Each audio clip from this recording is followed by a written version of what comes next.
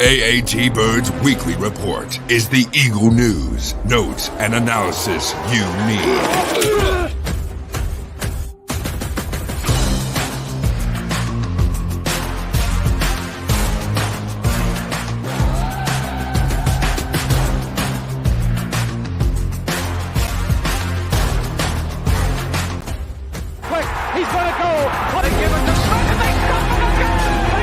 Go back. He looks, fires for the end zone. Intercepted. The 20, the 10, the 5. Touchdown. Matt Ware.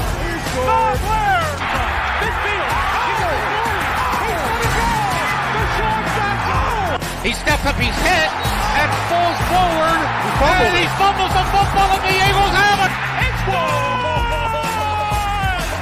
And the Eagles win. It's all birds. All the time. How about them Eagles? And welcome to another edition of the AATBirds Weekly Report. It's going to be a little bit of a double episode here. We'll keep it short, quick, but we're going to talk a little bit about the Eagles' 34-31 overtime victory against the Washington Commanders, and we are going to talk about the preview of the Week 5 matchup in Los Angeles against the 2-2 Los Angeles Rams. But first, as always, I'm joined by Chip, Mr. Umpire, at Chip for the Birds, at Umpire Stories, and of course myself, Johnny Ulecka, at JohnnyU9322. Chip, you and I were texting back and forth a little bit during the game, and we never really got to do a post-game show, everything along the lines of that. So we're going to get a little bit here to kind of dive into that game. There's been a lot going on, a lot of chatter, everything on the way basically the defense looked and the way the offense looked. And it just seems like every week is a little bit different. But again, that is the NFL. When you look at the NFL and you look at what's going on with certain teams all throughout the league, the only two undefeated teams are the Eagles and the 49ers. The Miami Dolphins, who put up 70 on the Denver Broncos, got put up 48 on themselves and only scored 20 against the Bills. So the way the league is, everything, any given Sunday, anything can happen. But what are your takeaways from this Eagles 34-31 victory?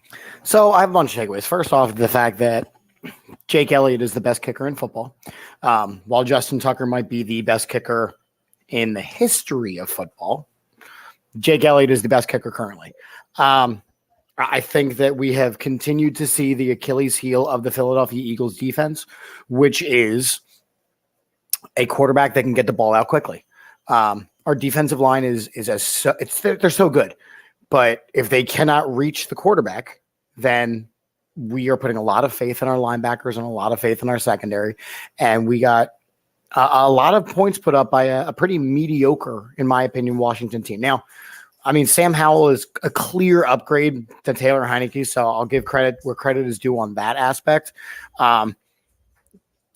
We scored too quickly. I think play calling says a lot. I think that, it's tough to pass up a sure touchdown at the end of regulation. I think that A.J. Brown is one of the best receivers in football. I think that us having as many injuries as we did, especially along the line, Cam Jurgens, that's something to watch for. Fletcher Cox, he's still dominant, but he may miss a game. He's got an epidural surgery. So I think that there's definitely some question marks as far as, injuries, and we're not as healthy as we were last year, but again, that's fine. But overall, I mean, it was a good old-fashioned NFC East gritty win. And, again, Jake Elliott is the best kicker in football, and maybe Brendan Mann isn't the answer at punter either. Yeah, he struggled mightily in the game, but you look at the Eagles defense, and the safety position was very, very, very frustrating. Mm-hmm. You have Terrell Edmonds and Reed Blankenship, and that's basically it, because Sidney Brown was hurt and Justin Evans was hurt. So not having those guys, and Terrell Edmonds, multiple opportunities missed. There was a ball hit him right in the hands for an interception, didn't get it. Of course, the fumble, I don't think he was in the play when they fumbled the ball into the end zone. But he had that, that penalty. It just seems like he's running. It kind of looks like he's running. He's stuck in the mud when he runs. And it's a frustrating aspect because we knew the safety position was a question mark. Now, Reed Blankenship is playing very well. Agreed. And when you look at the defense, I think a lot of it is teams can't run the ball. So if teams can't run the ball, they're going to try and pass the ball and try and use the short pass game, the dink and dunk, as kind of their run game. And you watch the Washington Commanders, they couldn't get any push up the middle. None. Went a little bit the outside. They tried some gadget. They scored that touchdown with Curtis Samuel around the edge. But you take a look at what they do, offensively is the short little cross. And James Bradbury in the slot, we'll talk about the Eagles making a signing, veteran signing, when we get into the Rams preview. But James Bradbury in the slot, yes, he can do it, but I don't think it's an all game type of position for him. And, Josh Jobe, I don't think he's played absolutely horrendous and terrible. He's getting the reps, which is good. It's, it's great. Let him get those reps. They're really meaningful. You need to have a little bit of experience just in case of an injury. And all I want to say though is this: I do have a question when it comes to the defense. What do they do when Nakobe Dean comes back? Because Nicholas Morrow has played tremendous the last 2 weeks. He has. And Zach Cunningham is holding his own as well. He's a very forceful type of linebacker. He gets in running lanes. He's not great against the pass, and there isn't many linebackers that are great against the pass, if you really want to be honest. But Nicholas Morrow and Zach Cunningham have done a hell of a job. So I think one question is, what do they do when Nakobe Dean comes back? Well, I mean, here's the thing. Nakobe Dean has got to be, he's allegedly the quarterback of this defense. That was the plan all along. I think he's obviously going to get playing time. I think he's obviously going to get a plethora of snaps. I mean, is it really a problem to have too many weapons? Is it really a problem to have fresh guys checking in? It's kind of what they kind of need, I would think. Look at that position. Exactly. Get someone like that to, rotate a few guys in there and not just have, him, Cunningham, and then, Christian Ellis. To me, Christian Ellis has flashed here and there in the preseason and all that, but he's a very, very, very valuable special teams player. Right. And I feel like his role for this team is more impactful in special teams with not having Shad Bradley there than having, Christian Ellis play, defense and play actual meaningful snaps on defense. Yeah. I mean, Nakobe Dean we always talk about, draft and where players are going to be. And Nakobe Dean was a high draft pick. At some point, you got to see what he is actually worth and what he's able to do. And, this is a Super Bowl caliber team. So you need Nakobe Dean to play well. You need Morrow to keep playing well. You need Zach Cunningham to continue to play well. And it's a long season. The fact that we were able to win that game with all the safeties that were out shows a lot. The fact that Suopeta was able to step in seamlessly was nice. You need that depth. If you think back to our Super Bowl run all those years ago, it was because we had depth at every single position. And Nakobe Dean needs to not be a part of that depth. He needs to be a part of the starters that allow the depth to come in and do their job. Yeah. And you look at a lot of the players, like, the effort of these players. It's great to see. Jalen Carter, they do a little drop off. He's running there to make the tackle. And you look at a guy like Olamide Zaccheaus on the A.J. Brown touchdown catch, this first touchdown catch, he's sprinting down the field to kind of act as a shield so, A.J. can get into the end zone. And it's just like stuff like that may be small when you look at it, but it makes huge impacts when you really put it to what they're doing. But it's not small, Johnny. It's the fact that it's small, meaning people don't recognize. No, but it's what needs to be done. Yeah. That's the point that comes down to. So Zaccheaus is running down the sideline because that's what needs to be done. He knows he's not going to be the main receiver. Devontae Smith has an okay game. He's got a pretty good game, but A.J. Brown goes off. Yeah. Dallas Goedert has been a non-factor in this offense this year so far, and that's okay. Now, Nick Sirianni has said flat out, we got to get him more involved, but I don't want to do it at the expense of forcing people the ball. No, you're right. But I think another thing, when you look at this, and again, the Washington Commanders and the Eagles, they always play each other. It was an NFC East, NFC East battle. Aside from the game when Carson Wentz was the quarterback. We're not talking about. But all the other games, if you look the last handful of seasons, and even go even further than that, the Washington-Philadelphia matchup is always a battle. It's always a close, and it's a divisional game. So you're going to have that familiarity when you look at these two teams. They're going to know each other, and it's going to be a dogfight, and that's just the way it is. And I think a lot of it too, when you look at the Eagles offense, they're not clicking on all cylinders. They're not. And, Jalen had his best game this week, over 300 passing yards.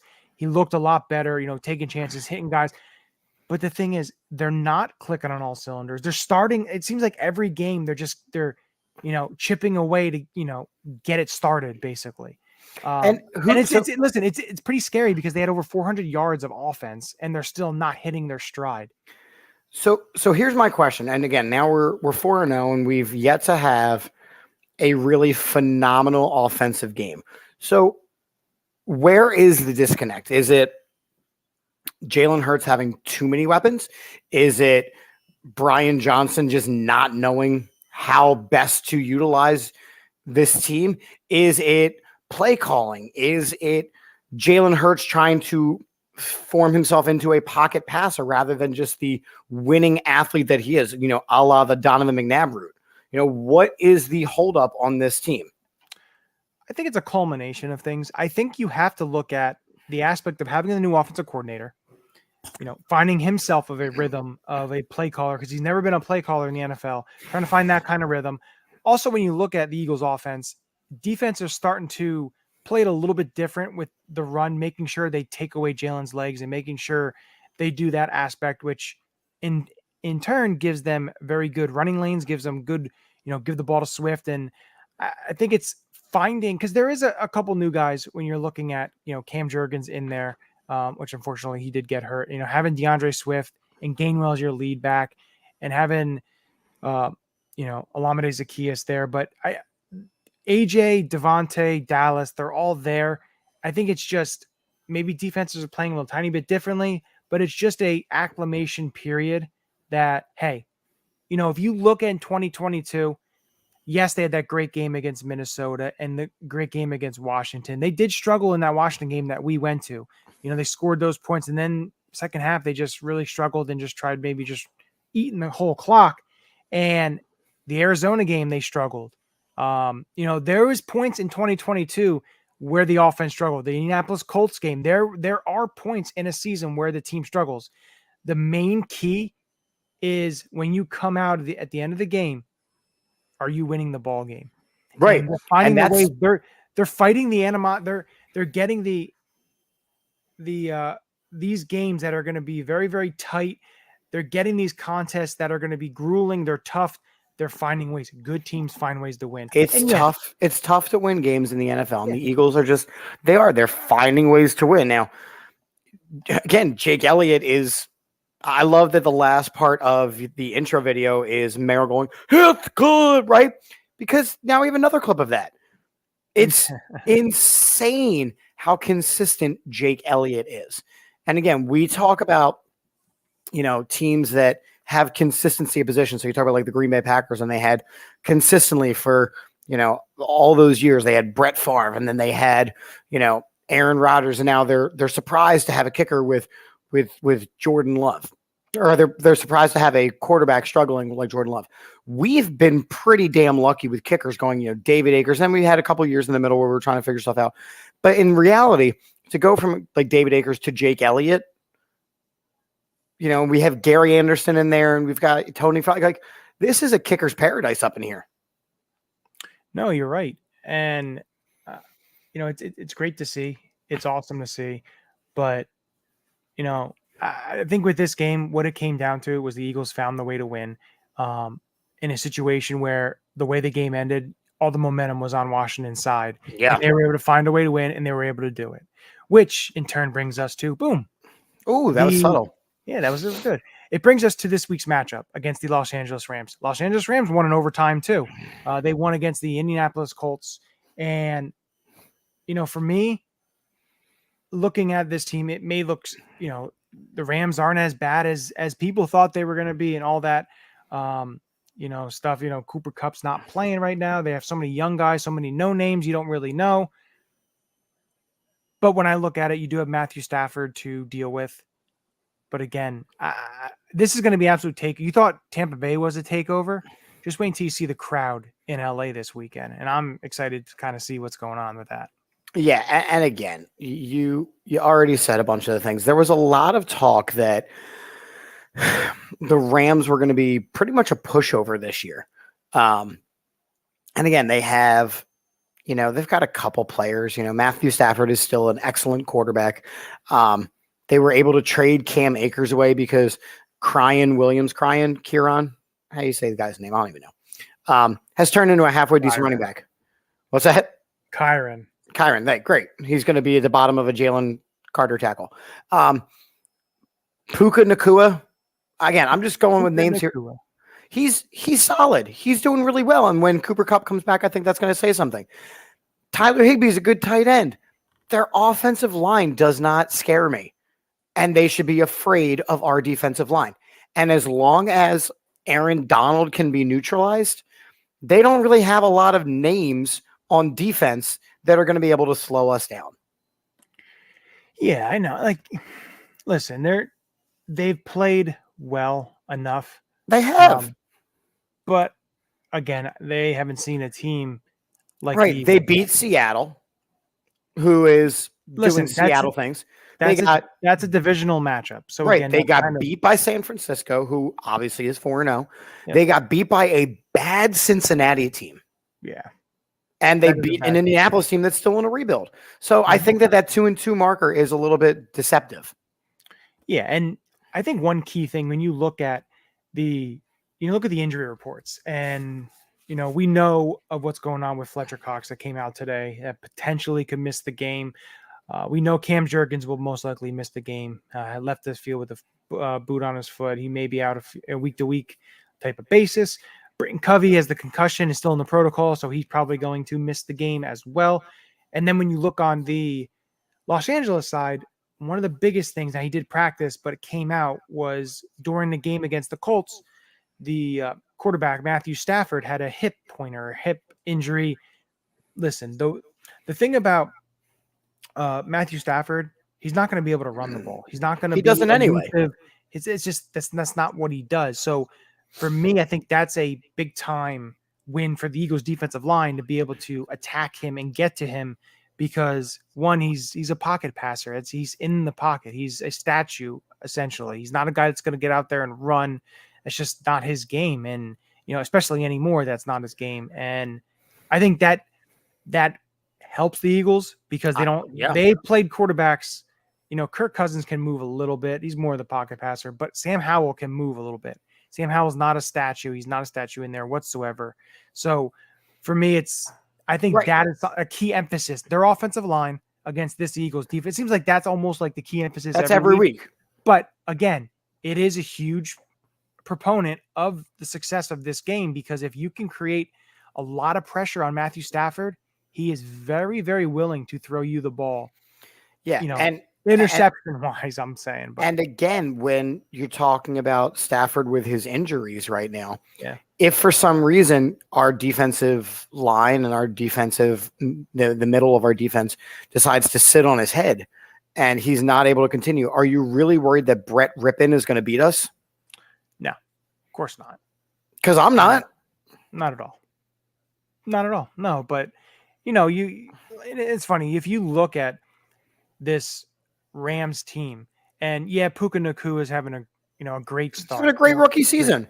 Tutu Atwell's having a pretty good couple games as well, and we already know about their tight end Higbee and Van Jefferson.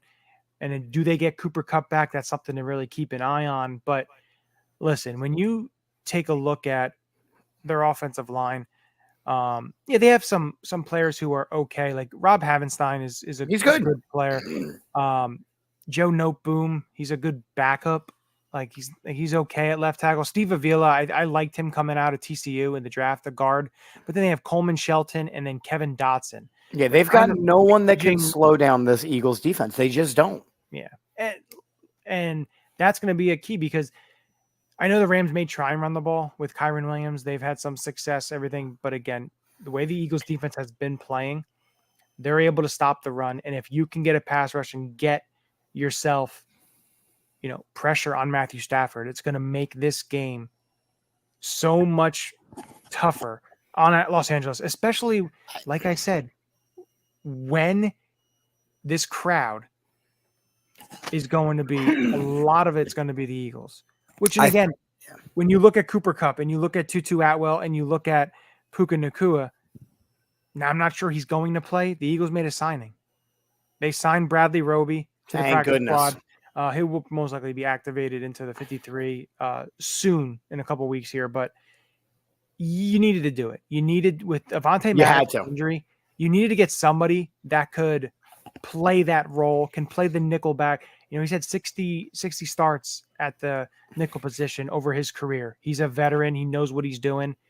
And I absolutely love the addition because most importantly with that, by adding him, you move Bradbury back out to the outside. Bradbury, look, I love James Bradbury, and I think that he is a phenomenal corner, but it is not his strength to play in the slot. And that's okay. The same way it's not Avonte Maddox's strength to play on the outside. Everyone has their role. So they had to go out and they signed a guy. They signed the best available guy. I think the only real way that this game is, I don't want to say close, because again, we learned it's hard to win in the NFL. I think the only way that this game is surprising from what we kind of expect to happen is if Higbee has a day. Because we know that as a defense, if the quarterback gets the ball out quickly and or the tight ends have a day, we are a beatable team. Yeah, and I think also when you take a look, I think turnover margin is a big thing. If the Eagles turn the ball over, it's going to keep the Rams in the game. And, you know, for me, you know, looking on the offensive side of the ball with the Eagles going up against this defense, you know, Aaron Donald, of course, is the key. You always want to factor on their best defensive player. And Aaron Donald is that. He is their best defensive player. You know, they have a lot of guys that you may say, who? Like, you may not know a lot of these guys. I don't. But, again, that could always be a little bit scary in the fact that, you know, maybe underestimating a little bit in terms of the skill level of some of these guys because, you know, yeah, Aaron Donald, you know, their defensive line, you probably don't know many of these guys. Same with their linebackers. But when you look at their secondary, they do have decent players. When you look at, I really like Akilla Witherspoon, is a long, lanky corner. Darian Kendrick, who was from Clemson, Jordan Fuller and John Johnson, Kobe Durant. You know, they're not pushovers, but again, when you look at what the Eagles bring. Yeah, they may not be pushovers, but they're going against Devontae Smith. Oh, no. And A.J. Brown. No doubt. The thing with them is I want to see how everything lines up because, you know, I see Witherspoon almost going on Devontae because of the size factor, but, you know, just because what A.J. Brown did to Emmanuel Forbes, especially after Forbes gave him a little bit of a, you know, a little flap and, you know, don't poke the bear. I think the Eagles early on can set the tone offensively and are able to just move the ball down the field. It's, you know, to me, it's going to be over because if the Rams have to just drop back and pass all the time, it's going to be a long day for Stafford because I expect him to throw at least an interception. Yeah, it's just easily. seems to be what he's been doing the last couple of seasons. You know, especially when you're not able to move with your legs and run or, you know, extend the play, you try to throw into windows you think you can fit it into, and you just can't. And I expect an interception or two, hopefully. And I also expect when you look at Hassan Reddick, I think Hassan Reddick is starting to get himself more comfortable now. The cast is off. This is the second week that it's been off. Right.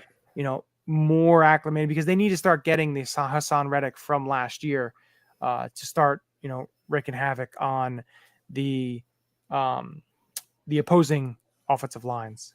But yeah, agreed. And again, I think that the Eagles have so many weapons on defense that they're going to be able to handle whatever it is that Stafford throws at them.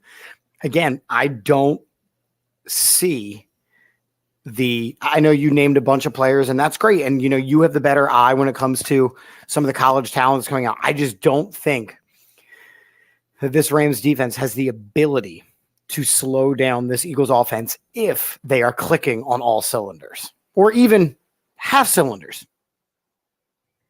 Yeah, no, and if you just even take a look at, last week, and they played a Colts team who, of course, had Anthony Richardson. And in my opinion, if Gardner Minshew starts, I think the Colts win that game. Do you really?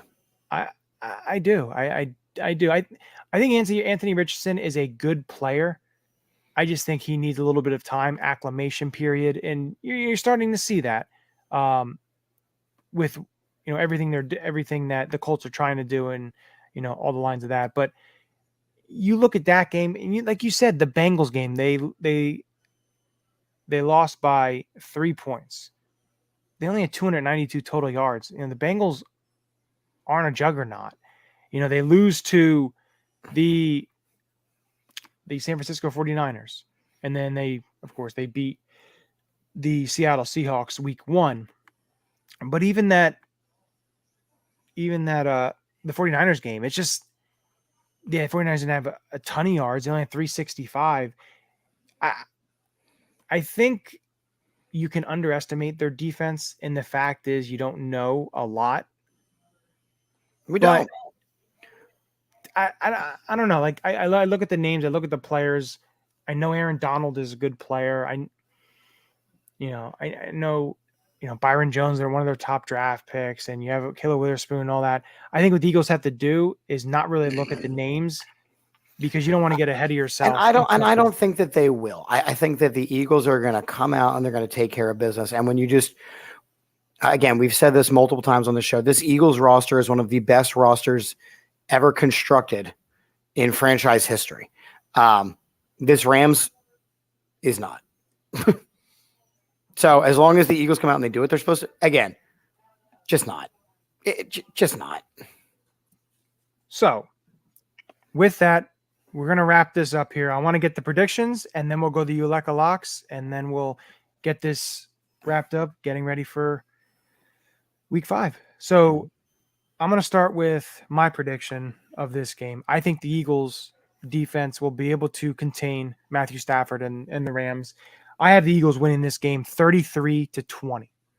So I think a 2-score victory, 33-20, Philadelphia Eagles. Yeah, I just think that this Eagles team is too good. I think that this defense is going to, again, wreak havoc on Matthew Stafford, who is not at a 100%. So I also have the Eagles winning and moving to 5-0. I have them winning by a score of 27-13. Okay. So the Ulecka Locks, we were both wrong. 0-5. 0-4, whatever I'm in. Yeah. You had Carter, 2 sacks, forced fumble. I had Swift, third 100-yard game. That didn't work. Wasn't right. This week, I'm going the Eagles hold Puka Nakua to under 100 yards receiving. Okay. I love every matchup that has been discussed, but the one matchup that we have not talked about is the comparison matchup, which is Jalen Carter constantly being compared to Aaron Donald. So they are both going to be on the same field. And I will Ulecka lock it that Jalen Carter will out-sack Aaron Donald on Sunday's game. All right, Donald. All right, Aaron Donald gets out-sacked by Jalen Carter. I like that. That's a good one there. That's a fun one. That is a fun one. It should be really, really interesting, really fun to watch. But listen, the Eagles have – listen, it's always tough when you're traveling out west. But again, listen, the Eagles fans travel so well. This is going to be like a home game. And like I've stated, I cannot wait to see what it looks like. But I'm ready for some Eagles football on Sunday. Yeah, I mean, trying to move to 5-0 for the first time since 94. No, I'm kidding. It'd be fun to for them to get off to that start. Because the way the rest of the division looks like, that Sunday night is going to be a big game with the 49ers and the Cowboys. So that's a big test for those two teams. We don't have to talk about the Giants or the Commanders. The Giants we don't have to worry about bad. The Giants are so bad. And you know what? I'm fine with it. But hey, with that, we always like to end the show with a very happy and joyful Go Birds. Go Birds. This is Matt Ware. Hey, for all the Eagle content you need, go follow All About the Birds. They do a damn thing. Check them out. Hey, Eagles fans, I may be in Tampa, but I know where to find the best Eagles content out there. Check out my friends at All About the Birds. Philadelphia, what's up? This your boy Freddie Mitchell, a.k.a. Fred X. It's all about the bird. All birds all the time. All birds all the time. All About the Birds provides you with weekly analysis, game recaps, informative interviews, and it's all birds.